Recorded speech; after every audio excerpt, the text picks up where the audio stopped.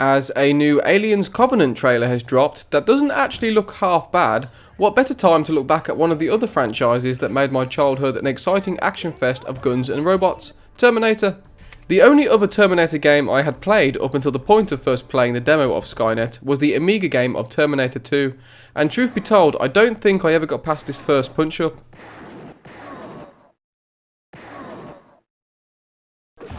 Eventually though, the aforementioned SkyNet demo arrived along with PC Gamer magazine, paired with what were at the time some amazing visuals and the inclusion of a gameplay mechanic that I had never experienced. It will seem prehistoric now to say that there was a time when an FPS PC game first innovated the use of a mouse to look around, but in 1996 my 9-year-old brain went into near meltdown. Not to get too ahead of the review, but it is important to identify a time from when a game came from. Prior to this, I had been used to strafing left and right in Doom 2 and not considering the idea of looking up or down, but all of a sudden comes this leap into this insane virtual reality world. Well, not really, but I have a memory that I will never forget of being put in charge of the mouse to aim and shoot, whilst my brother was in charge of controlling the character with the keyboard, because neither of us had before done both simultaneously. It's still quite a hard thing to comprehend that it was ever difficult to grasp the dexterity needed to do both at once, and I put that down partially to how atrocious ball-operated mice were at the time. Luckily, however, in the past 2 decades we have seen the advent of the laser mouse, and as 2017 will celebrate the 70th birthday of the man himself, that's all the excuse I need to revisit this old memory.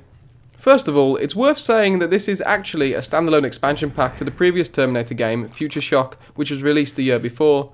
Whenever I would see it mentioned in passing, I always thought it itself was the expansion to SkyNet, as a game called SkyNet held much more of a prevalent title to tie in with the Terminator franchise, so I am experiencing these 2 titles a little back to front. Thankfully though, this doesn't matter too much, as with all the best game adaptations of cinema, they are about the world and lore rather than the familiar narrative, so an individual story taking place post Judgment Day should always be able to feel unique.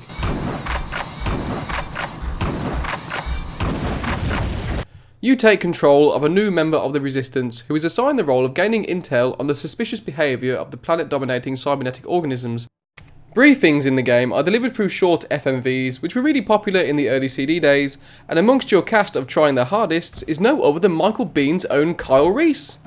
And our young skeptic here is Kyle Reese, we think.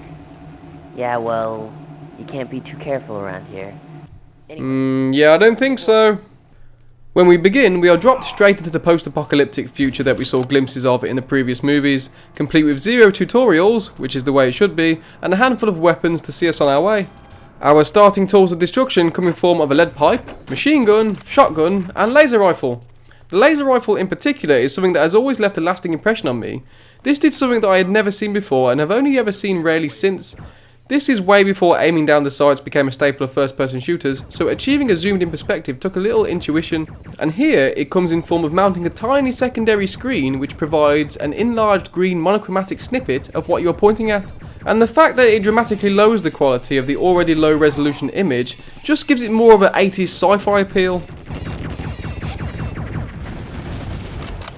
Building on the Terminator A aesthetic, we have the world that we traverse. Being an early 3D title from the mid-90s, this is as expected a mostly polygonal affair, though the commonplace indoor corridor crawl that the first-person shooter mostly adhered to has on the face of it been swapped out for an open-world setting. As established, we are in occupied territory here, so scattered throughout these maps are a number of different types of robotic enemies who require dispatching, and true to their title, as soon as you are in line of sight, terminating you will be their one and only priority. Enemy difficulty tends to vary based on your proximity. The majority of attacking fire you will receive comes in form of easily avoidable lasers, so keeping your distance is key to not getting hit. However, this isn't always a possibility, as populated throughout the wasteland are buildings which you are able to enter to scout for weapons, ammo and mission items. Things become a lot more intimate and tense in these sections, as the sound of a looming Terminator awkwardly trying to traverse a small cluttered living space can make you hesitant to run from one room to the next. These indoor intermissions are a welcome and unexpected change of pace, and I say unexpected partially due to their inclusion, and mostly because you could be mistaken for not realising that doors aren't actually just part of a textured wall. I'm sure that it is mentioned somewhere in the instruction manual, but I had no idea that these could be interacted with, until I mistook the back of this truck to be a button and ended up inside of it. That's only a minor gripe however, and one that I can't fully back up. Games shouldn't hold your hand or point at everything you can do, that only takes you out of the gameplay. On the subject of gameplay, this is what you can expect from a first-person shooter. You have a health and armour percentage, though armour is spelt wrong, which you replenish by collecting items scattered throughout the wasteland. There are explosive secondary weapons, which can be thrown with the right mouse button to varying degrees of success, and you keep and carry every new weapon you come across. The opening mission starts off slow, setting up the plot and letting you try out the combat mechanics. Before long, you will have dispatched your fair share of robots, ranging from the familiar T-800 to what I think are called Raptors, to these aerial drones. After intercepting an enemy base and stealing some intel, you discover that a nuclear missile named Hades has been developed and is set to launch, wiping out the resistance. As expected, you are given the crown of the one-man army, and it is up to you to stop the missile from ever launching. Good luck, soldier. The game here on begins to draw a not so surprising comparison, and that is with the later iterations of the Fallout franchise. This is unsurprising, as SkyNet and Future Shock are both early releases by Bethesda Softworks during their rising popularity with the Elder Scrolls franchise, and SkyNet even uses the same X-Engine? Zingin. Anyway, the same engine that we would see used in Daggerfall. The most obvious comparison to draw is that both games are set in the wasteland, but it is interesting to see the early design choices that would later be revamped in their games like Fallout. Just silly little things like the constant on-screen compass, the way buildings are transitioned to via a loading screen, the use of black and green reminds me of the Pip-Boy screen, and there are a lot of peaks and troughs throughout the terrain, though a sharp pointy polygon isn't quite as elegant as Bethesda's signature pile of rubble. You also have radiation patches that you can't venture into, and you have multiple weapons that share the same ammo. I'm also almost certain that this laser gun made it into one of the Fallout games. Speaking of guns, a shooter is nothing without its arsenal, and SkyNet offers up a large quantity of robot destroyers. I always adopt a small theory that as long as a shotgun in a game is good, then we are on stable ground, and here it is delivered with a satisfying amount of impact, animation and sound effects.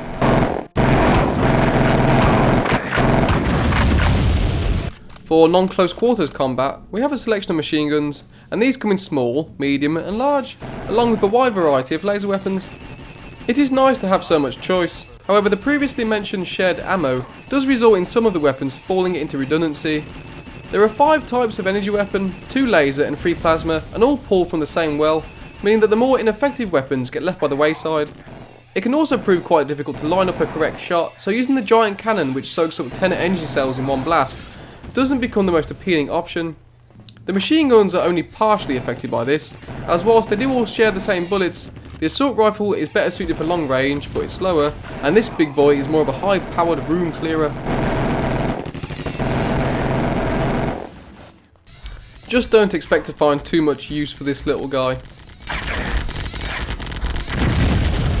Ammo aside, the weapons are broadly a lot of fun to use. There isn't a weapon sway, so if you don't fire for long periods of time, it does become apparent that what you are looking at on screen is a static image of a gun. But they all have a pleasing neo-noir design that doesn't look out of place.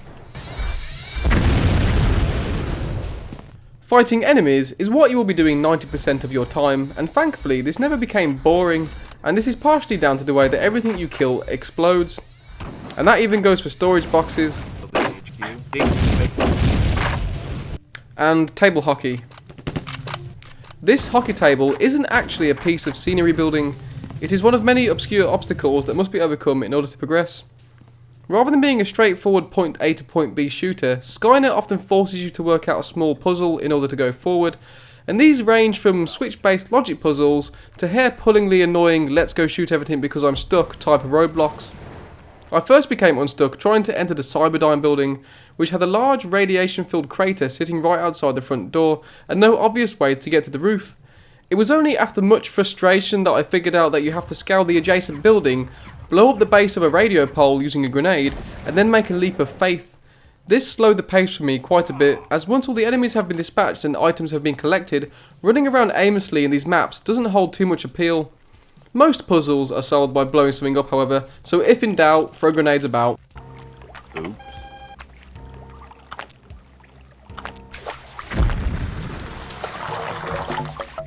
Or if you are feeling a little bit bored, you can always pop in for a quick dance at the Tech Noir.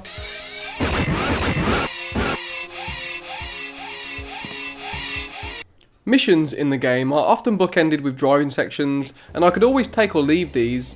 Your Jeep is equipped with an infinitely recharging laser cannon which can lend itself to some fast-paced shooting, However, the enemy draw distance isn't entirely catered for the speed at which you drive, so it is easy to find yourself in trouble if you don't play it careful, and slowly edging forward just doesn't seem the right approach for these sections. Later levels in the game concentrate more on indoor environments, and I have to say that these were by far the more enjoyable hours of play. It was an interesting experience to go back and play through SkyNet after 20 years. It was a game that at the time stuck in my mind as being amazingly impressive and wide in scope, that at the time was quite intimidating. Playing through it again in retrospect, it still does do things that put it ahead of other shooters that were released at the time, but it also fails in other areas where more popular games would excel. Its strongest points are its large maps, sci-fi setting and eerie atmosphere, but where it falls down is with its rinse and repeat pacing. Each mission seems to consist of approaching a central building or base from afar, finding a point of entry, taking what you need and then speeding away. SkyNet also doesn't do anything incredibly innovative in terms of gameplay. It is standard first-person shooter business, and its main USP is that it ties into the Terminator franchise, something which loses its appeal early on. This is, however, a standalone expansion, and the majority of shortcomings that I have mentioned are often present in lackluster semi-sequels, so it is perfectly plausible that all the things that I think are missing exist within the 1995 Future Shock release. I'm not entirely sure I would recommend SkyNet. I think my enjoyment spawned largely from nostalgia and 20 years of intrigue, but it is still a solid shooter, and if you're a fan of early 90s FPSs, then I would say you could definitely do worse. And for you Legend of Grimrock fans, see if you recognise the death scream. Copies of SkyNet are becoming few and far between. At time of making this video, I could only find 2 on eBay, and only one of them was fully boxed, so if you are interested, I wouldn't take your time contemplating a purchase. Thank you very much for watching, and a very happy new year to you all.